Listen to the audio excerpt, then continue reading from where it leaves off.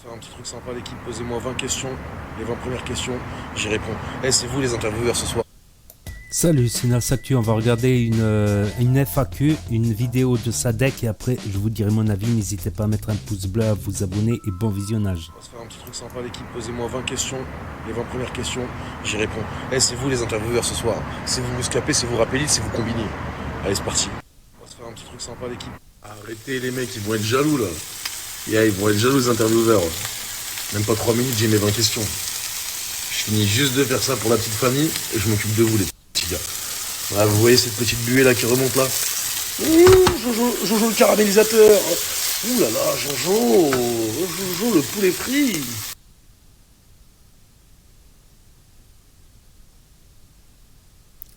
Selem, est-ce que tu prévois un album prochainement? Première question. Alors est-ce que je prévois de sortir un album prochainement? Très honnêtement, pas pour l'instant les amis. J'ai envie de travailler et de passer un cap musicalement. Il faut savoir que là je suis vraiment tout seul. Comme je vous l'ai annoncé, j'ai quitté Rex 118. Donc je sais pas si j'irai dans un autre label ou quoi.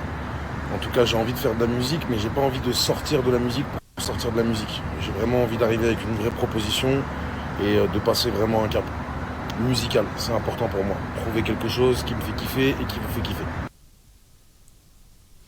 Et le blasphème assumé dans ses chansons, force à Sadek. Quel est l'élément déclencheur qui a fait que tu t'es élevé contre ces imposteurs? Et est-ce que tu reçois le soutien de grosses têtes du rap PFR en amont? Force à toi. Je vous partage ça en direct déjà. C'est beau comme tout. L'élément déclencheur, il est très simple, les amis.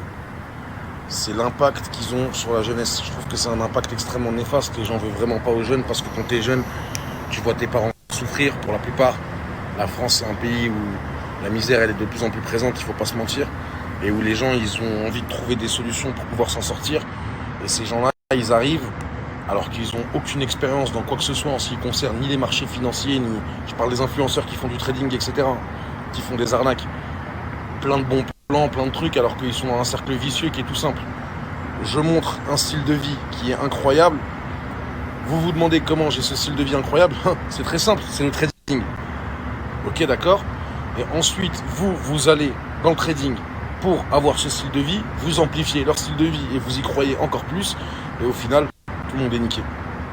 Et je trouve que l'impact qu'ils ont sur les jeunes, il est totalement néfaste. Quand je vois des petites de 14 ans qui ont envie de se refaire la bouche, qui s'assument plus, qui sont complexés, des jeunes qui veulent rouler que en gamos, que en trucs, en lot.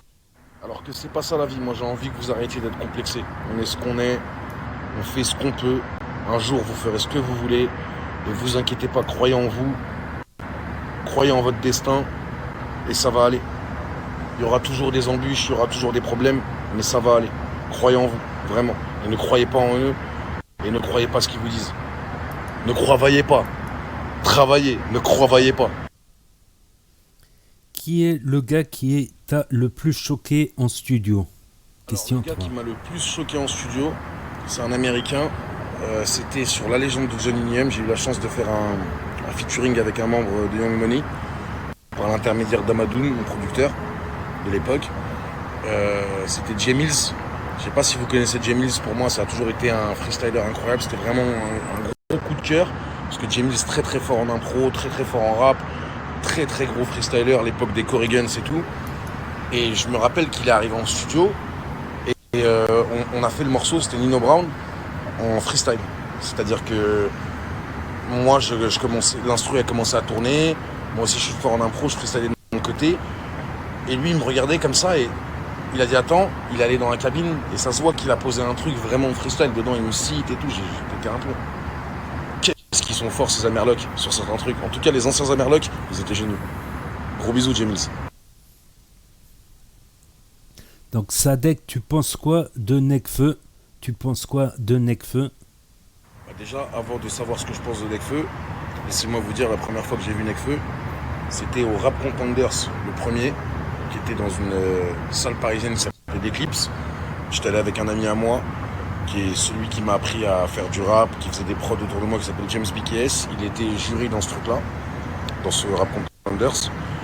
Et franchement, que ce soit toute leur équipe, Alpha One, Nekfeu, même Sneezy et tout, ils nous avaient choqué. Parce qu'en termes de rap, c'était très très fort et ils affrontaient des vraies pointures, des gens qui étaient connus dans ce milieu de l'underground, qui est un milieu que je connais bien, qui était le milieu des End of the Week, du bateau phare, le bateau phare où j'avais croisé Maître Gims quand j'avais 15 ans, on avait freestylé jusqu'à 4h du matin. Et je trouve que c'est un des rappeurs qui a la plus grande proposition en France. Et je trouve que c'est une vraie Kaira. Parce que pour moi, être une Kaira, c'est pas la rue, c'est pas truc, c'est pas quoi, c'est tenir ses couilles et ses positions. Et c'est l'un des seuls rappeurs qui prend des vraies positions. Ouh là là, là c'est une question longue là. Celle-là, moi j'ai une question. Moi, vu que tu es un ancien dans la musique, ça fait hyper longtemps j'écris, je rappe, mais je reste dans l'ombre et on me dit souvent d'y aller, de tenter. Beaucoup des proches me disent qu'il y a quelque chose à faire, mais pour moi, j'ai l'impression que c'est peut-être pas le bon moment. Toi, t'en penses quoi? Qu'il faut foncer et ne pas attendre ou bien prendre un peu de recul avant et voir comment ça se passe? Question un peu bizarre, mais j'avoue que je suis perdu un peu et que c'est à cause de ça aussi que je me ralentis à chaque fois. Je sais pas si je peux donner la confiance à une personne par rapport à ça. En tout cas, grosse force à toi, Sadek. Je te suis énormément et t'es un vrai. Bah, je vais répondre à ta question par une question. La vraie réponse à ça, c'est est-ce que toi, tu prends du plaisir à faire ça? Parce que si c'est pour faire de la musique, pour attendre des choses de la musique ne te donnera absolument rien. Si tu attends de l'argent ou quoi, sache que l'argent, pour moi, n'est qu'une conséquence du travail bien fait. Et le travail bien fait, c'est quand on n'en fait pas. Ça veut dire que, tu sais, quand tu as vraiment du plaisir à être en studio et tout, ou à faire de la musique, faut pas que tu te poses de questions. Et je vais même te répondre autre chose, c'est que c'est jamais le bon moment pour toi. Ça sera jamais le bon moment. Il n'y aura jamais un alignement, quelque chose qui va faire que, ouais, ça y est, c'est le bon moment. Et si je peux te donner un vrai conseil, fais ce que tu as envie, mais fais ce que tu peux aussi. Ne va pas t'abandonner dans un truc où tu te mets en difficulté ou quoi. Il y a la vraie vie, il faut rester connecté. Est-ce que tu vas revenir en Inch'Allah, France? mon rêve, c'est le pays où j'ai grandi. Donc évidemment que je vais revenir, j'ai beaucoup d'attaches là-bas. Après, je te mens pas, moi depuis que j'ai commencé à voyager, j'ai eu la chance de pouvoir voyager très tôt tout seul. Dès que j'ai eu 18-19 ans, j'ai pu parcourir un peu le monde, que ce soit l'Amérique latine, l'Asie, les États-Unis, l'Afrique, l'Europe de l'Est. Et à chaque fois que j'arrive dans un pays, je me suis toujours dit, ah, je vais m'installer ici, je vais m'installer ici, je vais m'installer ici, parce que quand tu arrives dans un nouveau pays, tu vois toujours plus les avantages du nouveau pays et les inconvénients du pays d'où tu viens. Et ici, j'ai vraiment trouvé un équilibre, quelque chose qui me parle. En parlant de Dubaï, je suis vraiment bien, je suis à l'aise, et où ma famille, elle est bien, où tout le monde est serein, et c'est le pays où j'aimerais voir mon fils grandir. Par contre, je suis attaché à la France, et évidemment que j'aimerais bien revenir. Mais je ne vais pas revenir pour faire des soins médicaux. Je paye ce qu'il faut ici. La forme? En forme de quoi? Je crois que ça se voit la forme. Tiens, regarde. Je t'indique une direction. C'est juste là-bas, tu cherches le Burj Khalifa. C'est là-bas, mon grand. Évidemment, la forme à couille. Je crois que ça se voit la forme. Tiens, regarde. Je t'indique une direction. On dirait que ça t'a saoulé la connexion avec Depardieu. Non, pas du tout. Comment tu veux que ça me saoule? C'est une rencontre extraordinaire. C'est quelqu'un qui m'a apporté beaucoup de bien dans ma vie. Après, je suis pas quelqu'un qui aime exposer cette relation. C'est-à-dire que même au jour d'aujourd'hui, voilà, il prend des nouvelles de mon fils, on se parle un petit peu. Mais il faut savoir que c'est un monsieur qui a 70 ans maintenant. C'est-à-dire que nos centres d'intérêt ne sont pas les mêmes. Mais c'est vrai que Dieu merci, quand j'ai besoin d'un conseil ou quand on a besoin de se parler, que ce soit avec lui ou avec Nounours, qui est quelqu'un avec qui je suis très proche, qui est son meilleur ami, on arrive à discuter et voilà. C'est quelqu'un qui a toujours été bienveillant vis-à-vis de moi et j'oublierai jamais quand on a été au festival de Cannes ensemble, il a eu un comportement avec ma maman qui... C'est gravé, fil gelb. La famille se porte bien, Jojo? Bien ou bien? Comment se porte Monsieur Linguini? Cette main-là, là. Monsieur Linguini se porte comme un charme. Il sait que nous avons toute une organisation à gérer. Je sais pas pourquoi dès que je fais cet accent, je suis obligé de faire cette main-là. Là. Monsieur Linguini.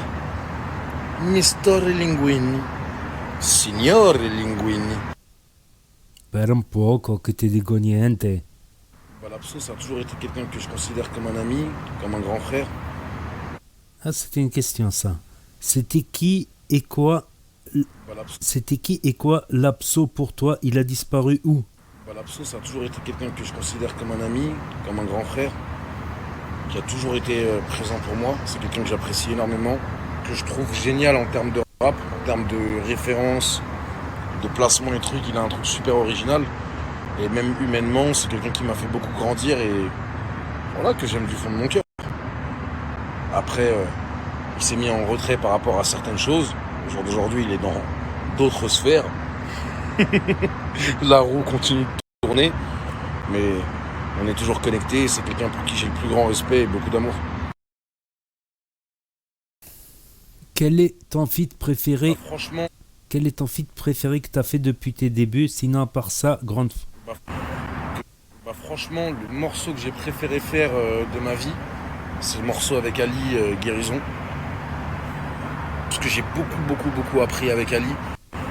Que ce soit humainement, musicalement, c'est quelqu'un qui est extrêmement pointilleux, qui m'a appris à aller au bout des choses, même en termes de réalisation artistique, c'est-à-dire de pas juste poser un texte, mais faire en sorte que le texte il aille au bout, que chaque mot il résonne et tout. Franchement,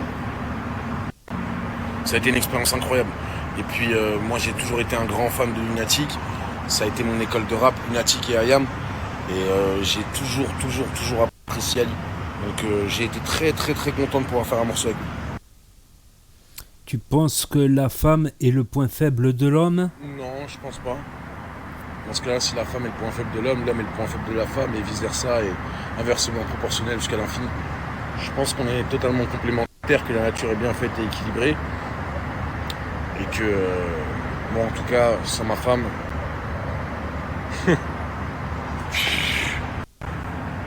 jusqu'au sol. Donc non, je pense que c'est un très gros point fort. Après, je pense vraiment que dans la vie, on a, que ce soit homme, femme, n'importe quoi, qu'on a besoin de quelqu'un de complémentaire et qu'il y a vraiment des âmes sœurs. Moi, avec ma femme, il se passe des choses incroyables tous les jours. C'est-à-dire que je pense à un truc, c'est elle qui m'en parle et c'est tous les jours comme ça, à chaque moment, et c'est incroyable. Donc je sais que j'ai trouvé la bonne et Dieu merci, je suis très heureux avec. Qu'est-ce que tu penses de la crypto-monnaie? Pourquoi tu es parti à Dubaï? Alors c'est une double question qui n'est pas forcément liée. Déjà pour commencer, qu'est-ce que je pense de la crypto-monnaie? Je pense que quand c'est quelque chose qu'on maîtrise, ça peut permettre de faire de l'argent. Mais je pense pas que ça se passe comme ça. C'est-à-dire comme le copy trading et Snapchat, etc. Moi j'ai des amis vraiment qui font énormément d'argent avec la crypto-monnaie. Mais ça demande déjà beaucoup de self-control. Parce qu'il faut savoir gérer ses positions, pas faire n'importe quoi. Et je pense surtout que c'est un truc un petit peu comme à l'époque de la ruée vers l'or des pionniers. C'est-à-dire qu'en vrai de vrai, malheureusement, c'est comme ça. Plus tu ne partages pas tes signaux et tes positions, plus tu es sûr de faire de l'argent. Parce que le but, c'est de trouver soi-même des signaux qui vont nous permettre de s'enrichir. Et c'est juste logique. Si on est tous à miser sur les mêmes signaux baissent. Alors que quand on mise tous sur une crypto en même temps, on voit ça avec le Bitcoin, si tout le monde... Je pense que c'est un truc qu'il faut maîtriser, qu'il faut connaître. C'est pas un truc où on s'apprend apprenti sorcier comme ça ou alchimiste en 2 secondes. Et surtout, c'est un truc où t'as aucun intérêt à partager tes signaux. Moi je le vois hein, vraiment au quotidien. Les gens qui sont dedans, ils viennent pas t'en parler en disant tiens, fais ci, fais ça, fais truc. Et en même temps, je vais vous dire un truc. Si vraiment ça marchait, les premières personnes à qui ferait bénéficier ça, c'est leur famille, c'est pas vous. Et pour Dubaï, c'est une ville. Donc moi, ce que je voulais rajouter, c'est que voilà, tu sais pas d'avance si une crypto-monnaie, elle va monter, elle va baisser, elle va scratcher, elle va exploser, elle va monter en flèche. À moins que tu aies une boule de cristal. Comme quand il y a eu le pic là, du Bitcoin, quand il y a eu le pic du Bitcoin à 32, il me semble, et ben tout de suite après, il y a eu une chute vertigineuse. Et il y en a plein qui ont acheté du Bitcoin pendant le pic. Et le lendemain, il y a eu une chute vertigineuse pendant les jours et les semaines qui ont suivi. Donc, c'est à prendre avec des pincettes. En tout cas, il y a Nabila qui avait pris une peine pour publicité mensongère parce qu'elle avait dit que le Bitcoin c'était gagnant à tous les coups, 100% gagnant. Non, il y a plusieurs monnaies et il y en a qui ont chuté, il y en a qui vont disparaître, il y a des nouvelles qui vont apparaître. Voilà. Moi, je me sens, fait ci, fait ça, fait truc. Et pour Dubaï, c'est une ville où moi, je me sens heureux et épanoui. J'ai plein de nouveaux centres d'intérêt et c'est une ville aussi où je ne vais pas mentir, j'ai la tranquillité. Et ça n'a pas de prix. Pouvoir aller dans un centre commercial avec mon fils, avec ma femme, et juste être tranquille, c'est quelque chose que je vais pas mentir que j'avais pas à Paris. À Paris, je pouvais pas faire un resto avec ma femme et mon fils sans être embêté de quelque façon que ce soit. Et pourtant, je suis pas une star de taper de la tête ou truc ou je sais pas quoi. Mais voilà, moi ça me dérange pas. Vraiment, ça me dérange pas. C'est plus pour la famille. Au bout d'un moment, ça peut être pesant parce que eux, ils ont rien demandé. Les amis, ce que je vais vous montrer là. Ouais, dès qu'il commence à perdre vitesse, dès que je sais que je dois lui en prendre un autre, chaque fois je me dis je le partage pas, je l'ai écrit, je l'ai mis dans un des prochains films sur lesquels je travaille. Et je vais vous montrer comment Jojo d'éviter la reconnaissance vocale. Oh, on a eu toute ton astuce, on n'a pas beaucoup fait de GAV nous. On était assez malins. Alors, regarde comment t'évites la reconnaissance vocale mon con.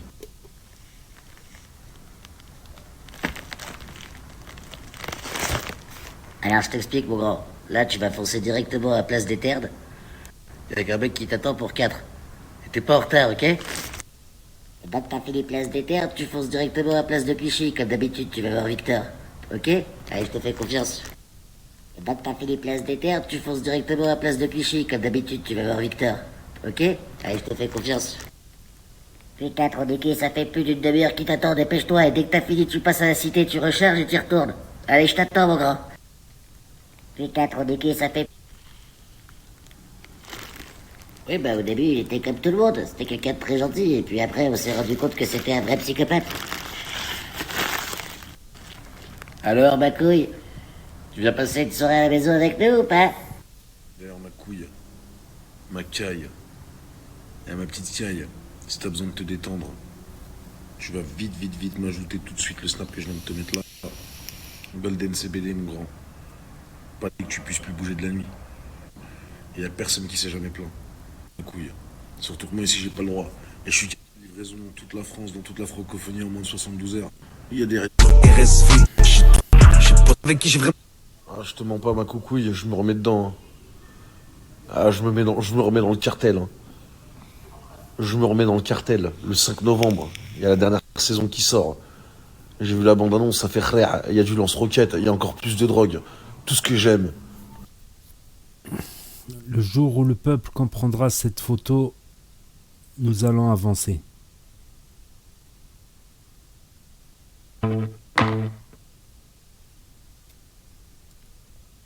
Donc voilà, c'était le FAQ de Sadek, assez intéressant. Il a répondu aux 20 premières questions. Des questions assez pertinentes. Donc voilà, je pense qu'il a tout dit. Voilà, je pense qu'il a tout dit dans ses réponses. Donc n'hésitez pas à me dire ce que vous en pensez en commentaire, à mettre un pouce bleu, à vous abonner, c'est gratuit, et à cliquer sur la cloche. Et je vous dis à la prochaine.